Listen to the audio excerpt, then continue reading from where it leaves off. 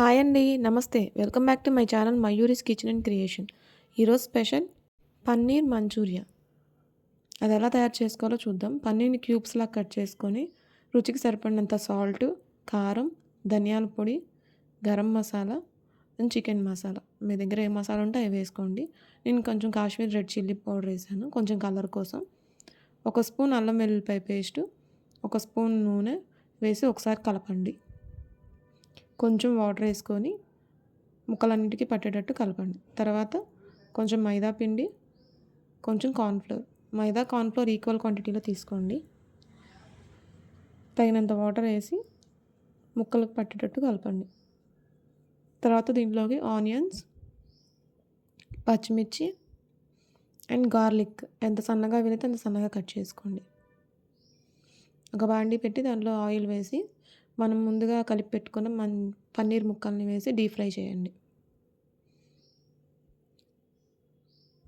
ఇది fast food centre style అండి. వాళ్ళకన్నా ఇంకా చాలా మంచిగా ఉంటుంది మనం ఇంట్లో తయారు చేసుకుంటే. ఇది అన్‌హెల్తీ ఫుడ్ అయినా అప్పుడప్పుడు పిల్లలకి మనకి ఎప్పుడైనా తినాలనిపించినప్పుడు ఇలా ట్రై చేయండి. చాలా బాగుంటుంది. అవి ఫ్రై చేశాక కొంచెం ఆయిల్ వేసి అందులోనే కట్ చేసుకున్న వెల్లుల్లిపాయలు, కొంచెం జీడిపప్పు, పచ్చిమిర్చి, కరివేపాకు, అవి కొంచెం వేగాక కట్ చేసిన ఆనియన్స్ వేసి బాగా కలుపుకోండి.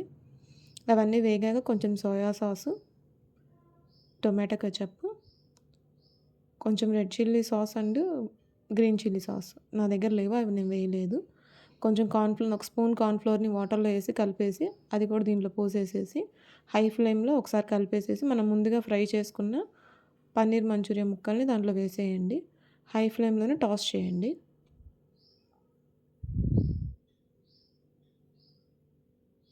ఆ గ్రేవీ అంతా ముక్కలకు పట్టుకుంటుంది. చివరిలో కొంచెం కొత్తిమీర చల్లుకొని కలిపేసుకోండి. అంతే అండి. ఫాస్ట్ ఫుడ్ సెంటర్ కన్నా ఇంకా టేస్టీగా, యమ్మీగా ఉంటుంది. తప్పకుండా ట్రై చేయండి. చాలా అంటే చాలా బాగుంటుంది. బయట వాళ్ళు ఏ ఆయిల్ వాడతారో, ఏ సాసెస్ వాడతారో మనకు తెలియదు కదా! అదే మనం ఇంట్లో చేసుకుంటే చాలా మంచిది. పిల్లలకు కూడా చాలా ఇష్టంగా తింటారు. తప్పకుండా ట్రై చేయండి.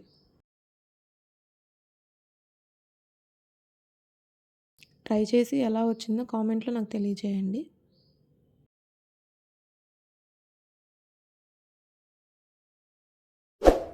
ఈ వీడియో మీకు నచ్చినట్లయితే లైక్, షేర్ అండ్ సబ్స్క్రైబ్.